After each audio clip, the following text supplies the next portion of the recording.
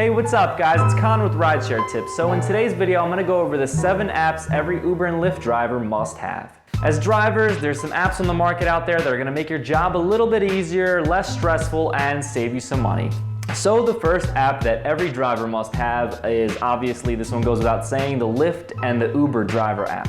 Without these apps, you're not gonna be able to log in and drive. Well, okay, you know this one. This is pointless to talk about. Let's skip to number 2. So the number 2 app that every driver should have is the Uber passenger app, actually.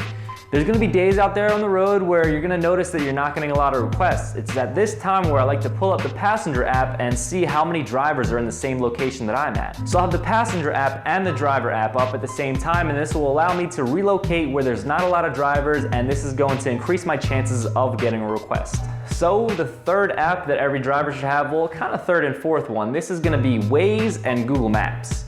Now, this is really a personal preference one. Personally, I prefer Google Maps, but there are times where I'll use Waze instead. I would definitely not recommend following the directions that the Uber app provides you with their built-in navigation system. Definitely download Waze and Google Maps and use that instead. And there are gonna be times where passengers ask you to use Google Maps or Waze rather than the other. The fourth app that I would recommend every driver has is going to be an app called Gas Buddy. Gas Buddy is an app that tells you what gas station near you has the cheapest gas prices. And as a driver, you're definitely gonna be spending a lot of money on gas, so it's gonna be nice to save. Even if it's a couple of cents, you're still gonna be making more profit. And the next app that every driver should have is either Spotify or Pandora or iHeartRadio, something that plays music, even podcasts. As a driver, guys, you're gonna be spending a lot of time behind the wheel, and trust me, listening to the same 10 hit songs on the radio is going to make you vomit. So put on whatever station you feel like you have to stay calm and not freak out in traffic. A lot of the times I like to listen to podcasts while I'm just waiting in between rides or going to pick someone up,